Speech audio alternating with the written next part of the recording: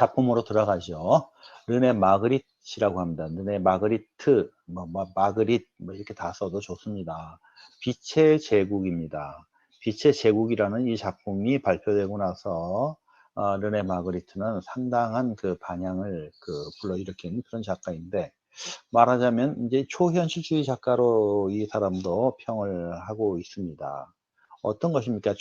초현실주의 작가라고 하는 사람들은 현상에 있지 아니한, 어떻게 보면 무의식 세계, 꿈의 세계에서 존재하는 그런 일들, 그런 것들을 시각화시키는 그런 사람들이다, 이렇게 얘기할 수 있어요, 크게 보면.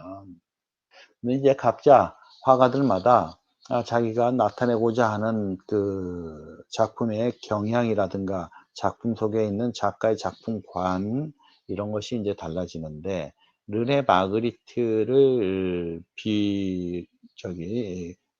비롯해서 이제 나오는 사람들을 우리는 개념 미술의 선구자, 또 개념 미술의 화가, 이렇게 부릅니다. 왜 그렇게 부르는지, 또 개념 미술이라는 것이 현대 미술에 어떤 영향을 미치는지 대해서 살펴보도록 합니다. 이 현대 미술은 개념 미술이라고 해도 과언이 아닙니다.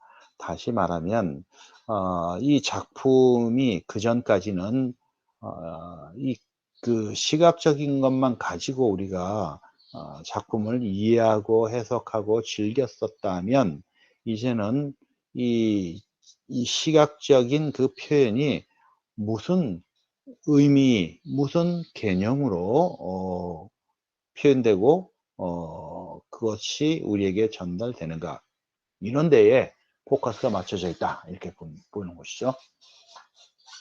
자, 빛의 제국이라는 이 제품이 어떻게 보면 그 르네 마그리트의 대표작, 아니면 또 유명한 작품, 이렇게 얘기도 하고 있는데, 왜 그런가 한번 보죠. 왜 그렇습니까? 일단 이렇습니다. 그림에 나타나는 그 경향들이 한낮이죠. 아주 그 한낮의 하늘에 깜깜한 밤에 또 그 아래 부분의 그림은 그렇게 되어 있습니다. 어둡고 불까지 켜져 있고요. 이런 상반된 두 가지의 현상을 한 화면에 잡아낸다. 있을 수 없는 얘기죠. 옛날 같으면 이건 그림이 아니다, 안 맞는다, 말도 안 된다, 이렇게 얘기했었겠죠.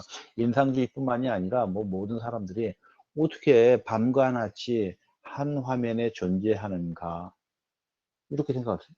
하지만 이제 앞으로 나오는 그림들은 작가의 마음속에 있는 어떤 음?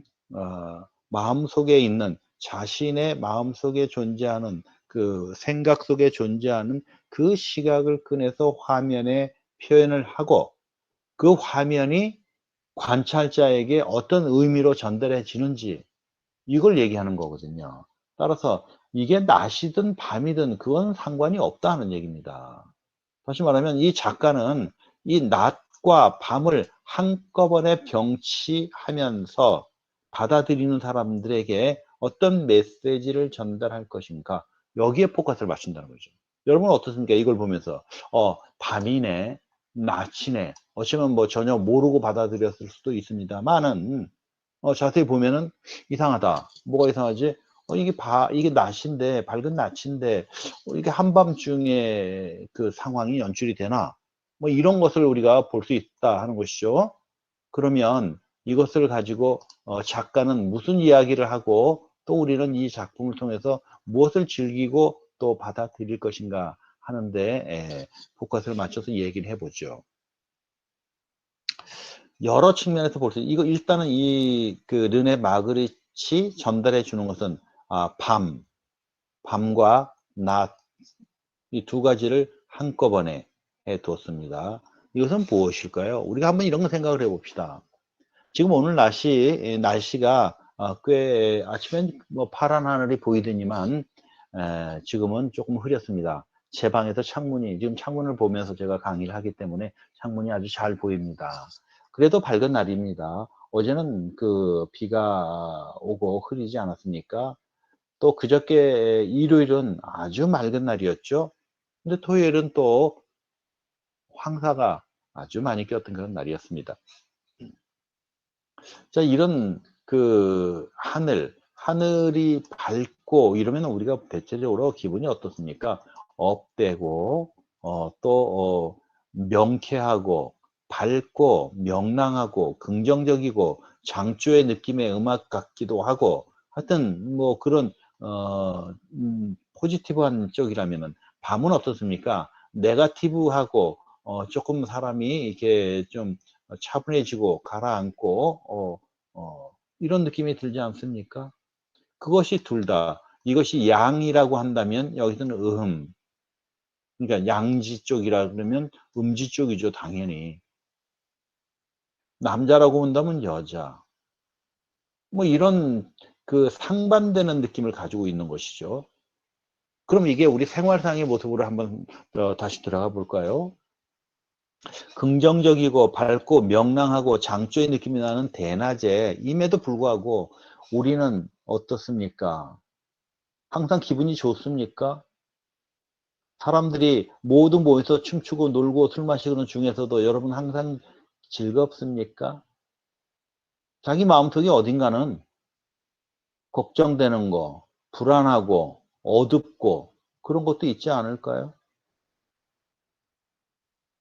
고독? 군중이 많은 속에서도 고독한 사람이 있을 수 있고 여러분도 그런 경험이 있습니다. 우리는 그런 상반된 이중적인 그런 것을 복합적으로 가지고 있을 수도 있습니다. 그것이 우울감으로 오든지 뭐 즐거움으로 오든지 무엇인데 오든지 모두가 똑같지 않죠. 다른 사람이 즐겁다고 해서 나도 즐겁습니까? 내가 우울하다고 내가 차분해져서 조용히 있고 싶은데 다른 사람도 전부 내 기분처럼 맞춰주고 그렇습니까? 내가 힘들고 어려울 때 다른 사람은 흥청망청 술 마시고 노래 부르고 떠드는 사람 상황도 있지 않습니까?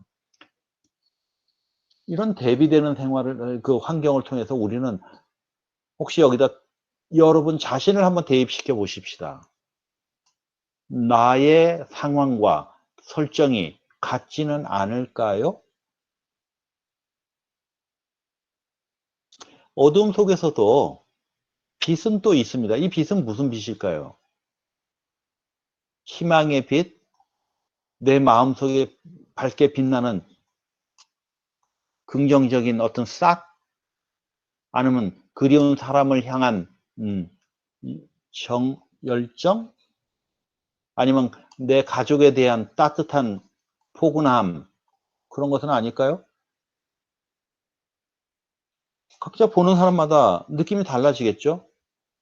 우리가 그 피카소의 그림 게르니카에서 그 전등불은 뭐였습니까? 그는 파괴에 비쳤죠. 이것은 파괴의 빛은 아니죠. 집 어두운 속에서도 빛을 밝히고 있는 집은 가족의 사랑, 내 마음속에 밝게 빛나고 있는 진실, 정의, 긍정적인 게 있어요. 이런 것은 보는 사람들의 심리적인 상황을 어떻게 우리가 받아들이고 그것을 자기의 기준으로 해석하느냐에 따라서 보기에 달라지는 것이죠. 이렇게 이 현대미술은 어떤 그 개념적인 것을 우리에게 던져줍니다. 그리고 각자의 심리적인 상태, 놓여져 있는 상황에 따라서 이것을 받아들이고 자기하고 결합을 하게 되는 것이죠. 만약에 여러분들이 지금 굉장히 우울한 상황에 놓여 있다 그러면 어떻습니까? 내가 지금 이렇게 우울한 상황, 남들이 밝은 대낮임에도 불구하고 나는 우울한 상황에 놓여 있다. 하지만 이때 힘이 되는 것은 무엇일까요? 가족, 친구, 연인, 이렇게 볼 수도 있죠. 언제나 힘들어도 나는 갈 곳이 있다. 집이 있다. 집에는 나를 사랑해 주시는 내 가족들이 있다. 하는 데서 위안을 얻을 수도 있지 않겠습니까? 고가 얘기하던 카페 테라스에 어떤 사람들이 모여 있다 그랬죠. 한밤이 되어도 갈 곳이 없어서 몰려드는 사람들. 그런 집이 없어서 갈 곳이 없는 사람들은 얼마나 불쌍한 사람들이냐 하면서 고우는 태호에게 편지를 썼던 거 기억나십니까? 그런 가족이 될 수도 있다는 것입니다. 그러면 이 그림을 보고 위안을 받지 않겠습니까? 이 그림은 아무 말도 하지 않지만은 보는 관찰자가 이 그림을 통해서 위안을 받고 자신을 이 그림에 대입시켜서 용기를 얻는다 그러면 이 그림은 무한한 힘과 에너지를 가지고 있다. 이렇게 평가할 수도 있겠죠. 현대미술은 그렇습니다. 있는 그대로 사과를 잘 그렸느냐, 꽃을 잘 그렸느냐, 인물을 정말 그 사람처럼 잘 그렸느냐, 이것이 아니죠. 그것이 언제 변했습니까? 인상파 때부터 변하기 시작을 하죠. 그러다가 이제는 이런 그림에서는 있는 표현에 중요한 것이 아니라 이것이 담고 있는 메시지를 나하고 접목시켜서 어떻게 나랑 교류할 것인가, 소통할 것인가, 이런 데 포커스를 맞춰진다고 생각하면 그림이 보는 느낌이 달라질 것입니다. 다음 그림 하나 더 보시겠습니다.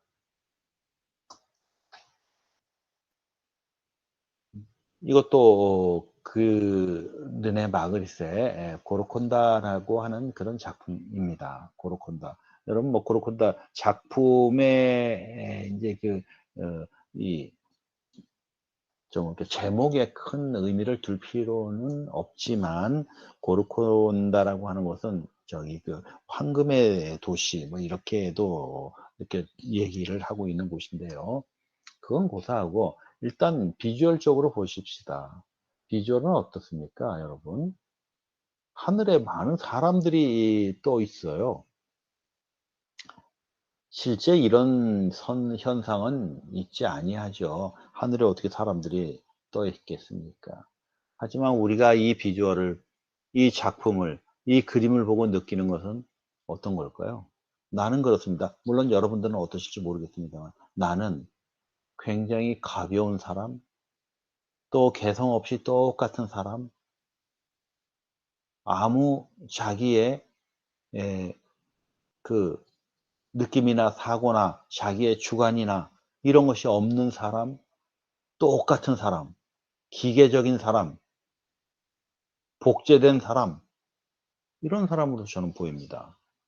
이 건물은 무슨 일하는 장소이겠죠. 여러분 이렇게 생각해 봅시다. 이 똑같은 사람들 시대는 좀 지났겠죠. 뭐 1950년대에 그린 작품이군요.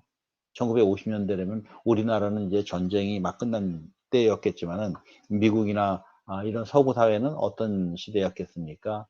2차 대전이 끝나고 2차 대전에서 일어났던 모든 군수 위주의 사업들이 이제는 민수로 돌아서 생활용품들, 기기들 이런 것들이 활발하게 일어나고 이제 제자리로 사회가 돌아가는 그런 곳이죠.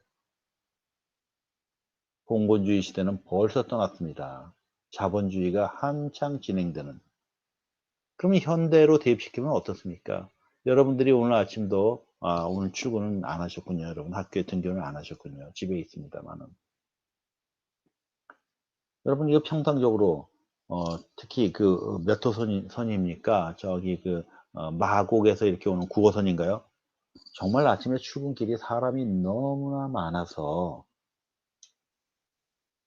한 번에 탈 수도 없다고 그런 얘기를 들은 적이 있습니다. 또 남양주에서도 오는 것도 서울 시내로 들어오는 것도 몇 번씩을 갈아타고 정말 힘들게 출근한다는 얘기를 들었습니다. 근데 그 속에 여러분도 한번 생각을 해 보십시오. 아침에 등교하려고 오는데 그 많은 사람들이 어디로 가는지도 모르겠고 어디서 오는지도 모르겠습니다. 똑같은 날, 똑같은 시간에, 똑같은 자리에서 만납니다. 물론 요즘에는 복장은 다 다르죠. 하지만 1950년대 이쯤에는 거의 이런 복장을 하고 있었을 것입니다. 혹시 여러분들이 교복 세대라면 어떻겠습니까? 아마 까만색 교복 모자를 쓰고 아니면 하얀색 카라를 한 그런 여학생들이 똑같은 가방 들고 서 있었을 겁니다. 이거와 진배 없었겠죠.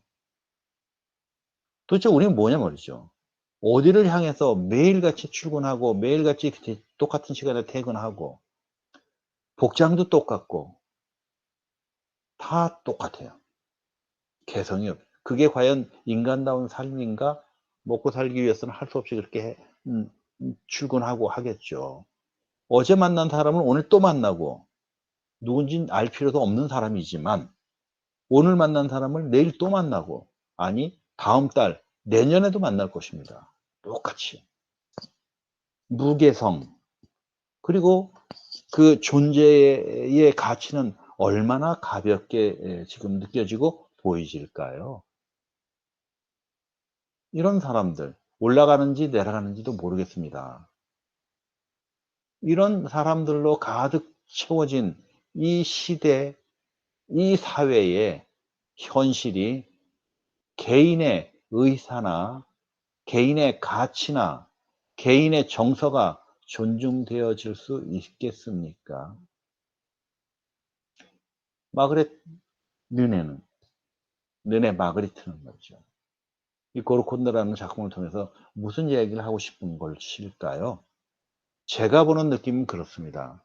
이 무표정하고 무개성적인 이 사회에 우리 인간이 과연 어떤 식으로 자기 자신을 자리매김하고 존재를 빛내고 인간다운 모습이 갖춰져야 할 수 있을지 나는 그렇게 생각을 해 봅니다.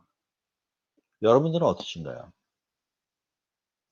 각자 이제 그림은 어떻게 보는 것이냐 여러분들 눈에 달렸다고 합니다. 이제 르네 마그리시 이 그림을 보고 이 그림은 이런 뜻으로 그렸습니다. 이런 해석이 필요 없어요. 어떤 작품은 이제 작품 제목도 없습니다. 작품 20일로 끝나요. 그것은 이 작품을 통해서 여러분 스스로가 문제를 찾고 답을 찾고 그러므로 해서 여러분들이 이 작품을 통해서 무엇인가 작가와 소통을 하면 작가가 의도한 것은 100% 달성이 된 것이죠. 이 작품을 통해서 작가와 소통을 하고 자신과의 소통을 하는 것이죠. 이 그림을 통해서 나와 통화를 한다는 얘기죠.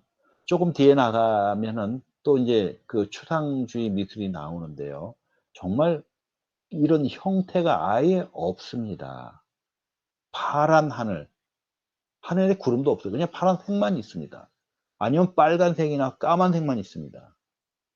그 앞에 앉아서 우리는 가만히 앉아서 1시간이고 2시간이고 그림을 바라보면서 자신과의 대화를 시도합니다.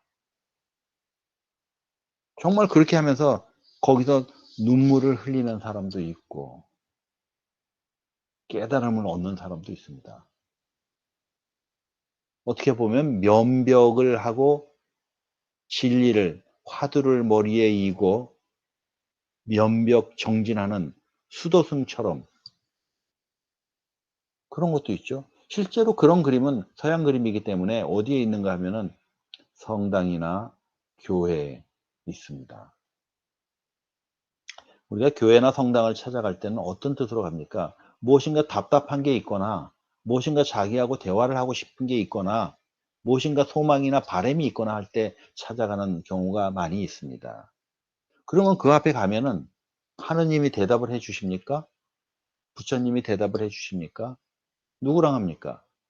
자기 자신이랑 하시는 거죠. 그렇게 진행돼 가실 겁니다. 이 작품도 또한 그리합니다. 거룩한다. 정말 존재의 무한한 가벼움, 개성이 상실된 시대, 인간의 가벼운 그런 그 가치에 의문점을 던지는 것은 아닐까요? 여러분은 이 아침에 이 그림을 통해서 다시 한번 여러분의 가치가 어떤지, 내가 어디에 있고 어디로 갈 건지, 나는 누구인지 말이죠. 한번 생각해 보시는 그런 계기로 이 그림을 바라본다면 아마 의미 있는 작품 되실 거로 생각됩니다. 다음 그림 하나 더 보시죠.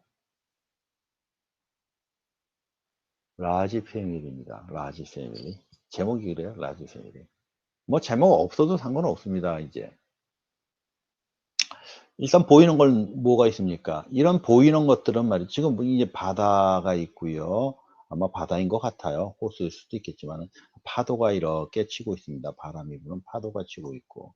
그리고 큰 예, 비둘기의 형상이 보여요. 독수리 같진 않죠. 비둘기의 형상이 보이고 이렇게 비가 올 것 같은 검은 그런 하늘이 있습니다. 우중충합니다.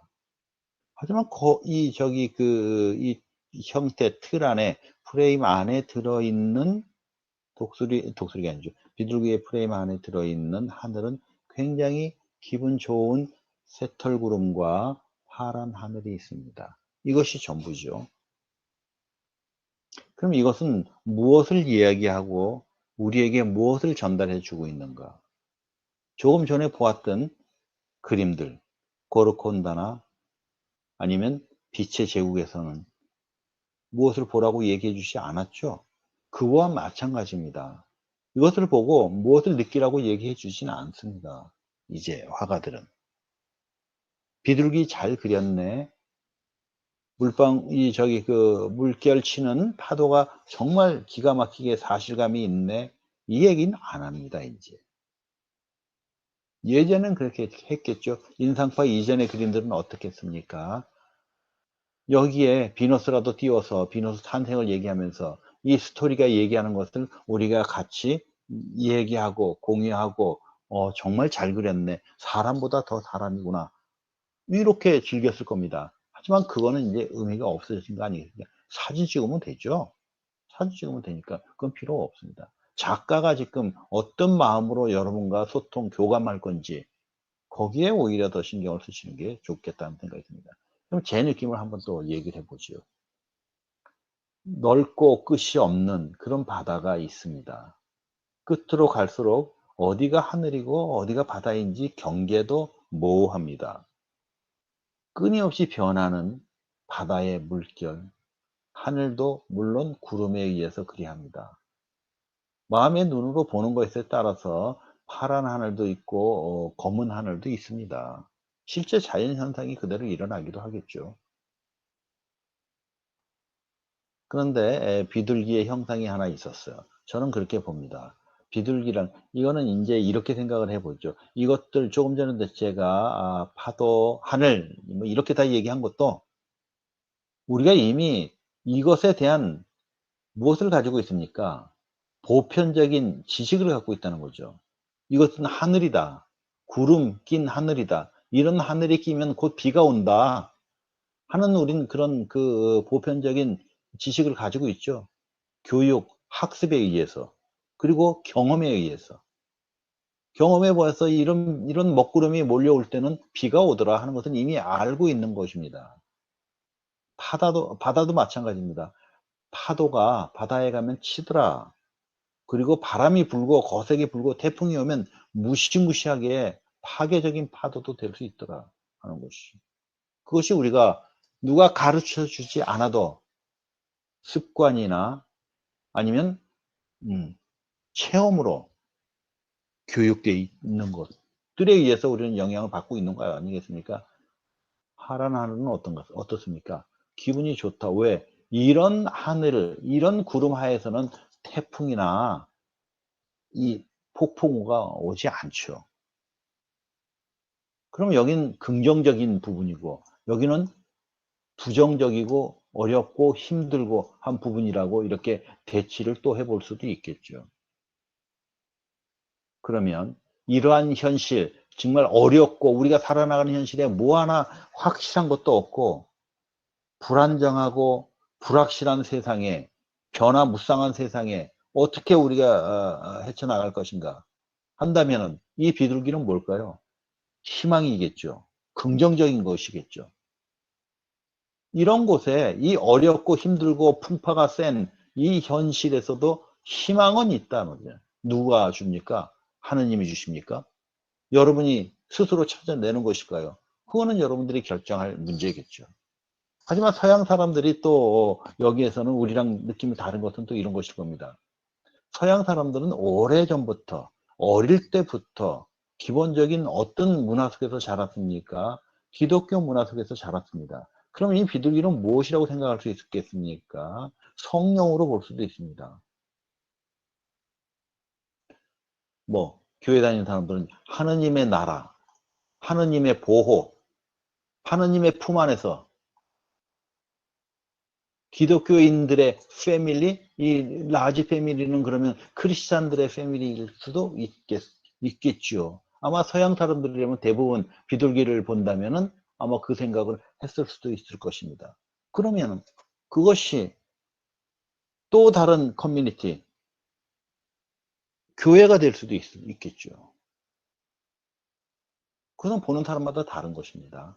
아니면은 뭐 그리스도 신앙으로 본다면은 사랑이라고 볼 수 있죠. 이 비둘기는 비너스를 뜻하지 않습니까? 비너스의 새가 이 비둘기죠. 사랑의 새예요. 사랑이 가득한, 사랑이 우리에게 긍정적인 것과 밝은 미래로 보여줄 수도 있죠. 여러분 힘들고 어려울 때 제일 먼저 생각나는 사람이 누굽니까? 사랑하는 사람이죠. 친구, 부모님, 형제, 내 편이, 여러분 진정, 여러분 편이 누구일까요? 여러분의 사랑, 여러분을 사랑해 줄 수 있는 사람이 생각나실 겁니다. 그게 희망이고 용기죠. 인간은 어차피 혼자 살 수도 없고, 혼자 이룰 수도 없습니다. 누군가가 필요하죠. 사회적인 동물이니까. 거기에 가장 베이스가 되는 것은 누굴까요? 가족, 친구, 연인, 사랑하는 사람이지 않겠습니까? 그것이 희망이라는 것이죠.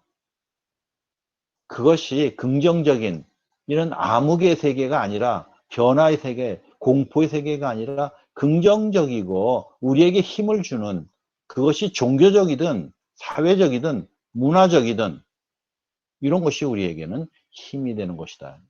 난 그렇게 생각을 합니다. 이 그림을 보고 그런 것들이 바로 이러한 어려움을 이겨낼 수 있는 그런 요소들이다.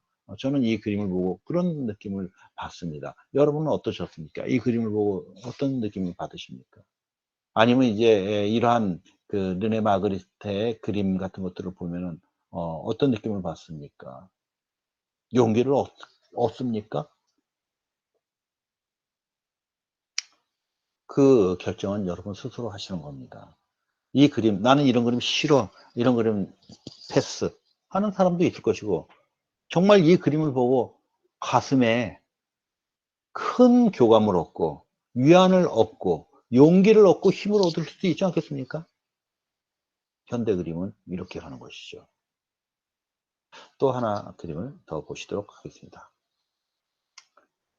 러버죠. 사랑하는 사람입니다. 어쩌면 좀 더 쉽게 여러분들이 이해하실 수도 있을 것 같아요. 뭐 제목이 없어도 좋아요. 왜 사람의 얼굴에 이렇게 천을 덮었을까요? 여러분, 지금 현재의 이 아침, 지금 이 순간에 여러분들의 심리 상태, 마음가짐, 여러분의 그 어떤 컨디션에 따라서 이 그림이 여러 가지로 보일 수 있을 것입니다. 제가 볼 때는 이렇습니다.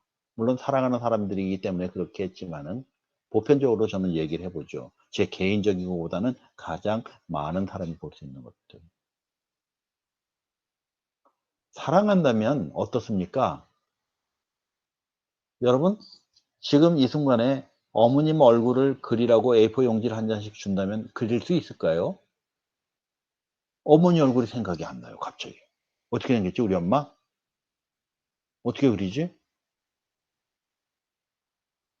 너무나 사랑하고 사랑 그 자체 안에 있기 때문에 그런 개체가 보이지 않는 것이죠. 주관적인 개념으로서만 사랑이라면 어머니 그냥 사랑으로 보여요. 오히려 어머니를 그리라면 하트로 그릴 수도 있어요. 어머니 눈, 코, 입 어떻게 그렸지? 평생 20년 동안 보아왔는데 어머니 얼굴이 실제로 생각이 안 나는 경우가 있습니다.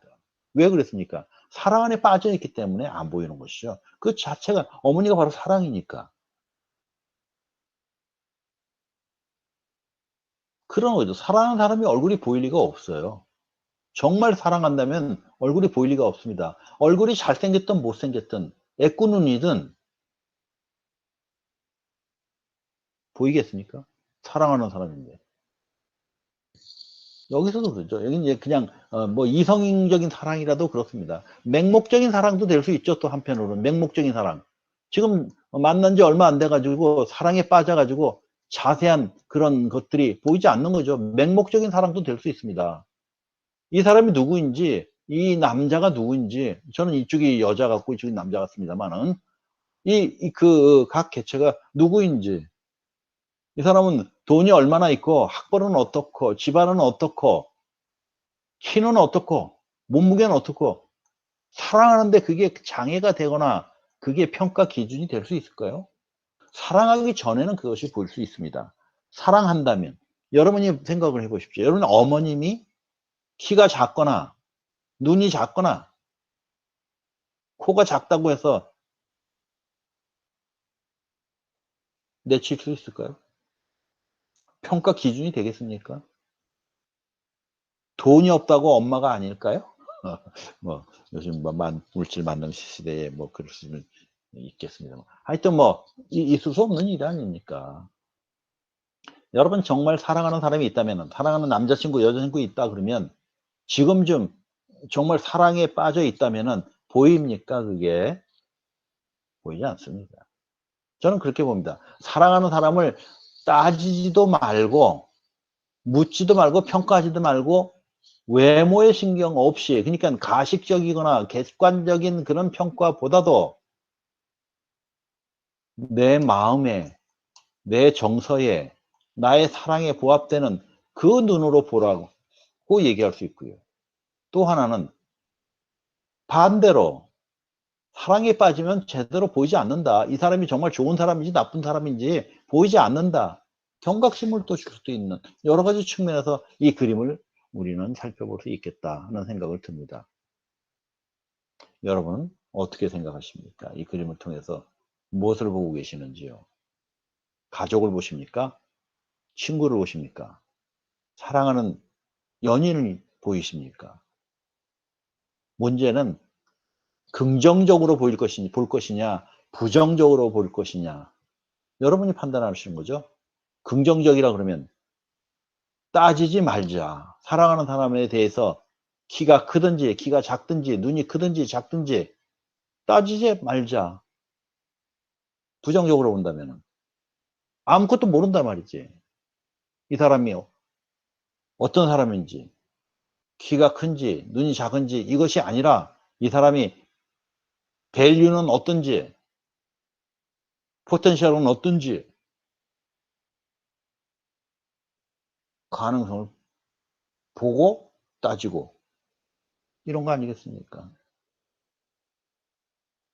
그림을 통해서 이제 우리는 어쩌면 형이상학적인 것을 접근해 간다고 볼 수 있겠습니다. 이미 그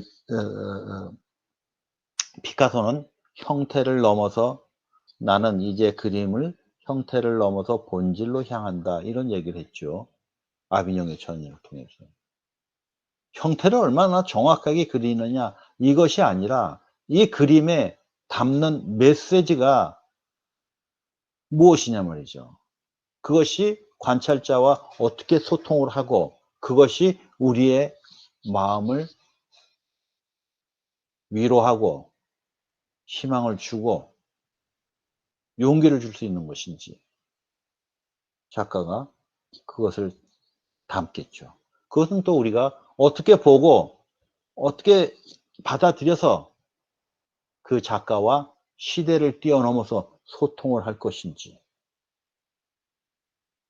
이 작가 분명히 죽었겠죠. 돌아가셨지 않겠습니까? 여러분 태어나기 훨씬 전에 그렸으니까 1928년에 그렸네요. 저도 태어나기 전입니다. 하지만 우리는 이 그림을 통해서 이 작가와 만나는 것이죠. 음악도 그러지 않습니까? 여러분 베토벤을 보셨습니까? 모차르트를 보셨습니까? 아니면 비틀즈를 보셨습니까? 하지만 우리는 그 사람들의 음악을 통해서 즐거움과 또 행복함, 그 음악을 통해서 우리는 위로와 위안을 받게 되는 것이죠. 소통임이죠. 소통입니다. 그림도 그렇게 하죠. 눈에 보이진 않아요, 이제. 눈에 보이는 것만이 다는 아니다. 이 그림을 통해서 우리는 스스로 이 그림을 통해서 작가와 소통하고 위안과 위로와 용기를 받을 수 있는 그림이라면 여러분이 이미 그림을 다 통째로 이해하셨고 그림을 통해서 통째로 힐링을 얻은 거 아니겠습니까? 이것이 현대 그림을 보는 아마 첫 걸음, 입문하는데 가장 중요한 부분이다. 저는 그렇게 보여집니다. 어이구 45분이 됐군요. 여러분 잠시 쉬었다가 11시에 다시 만나 뵙도록 하겠습니다. 여러분 잠시 쉬시겠습니다.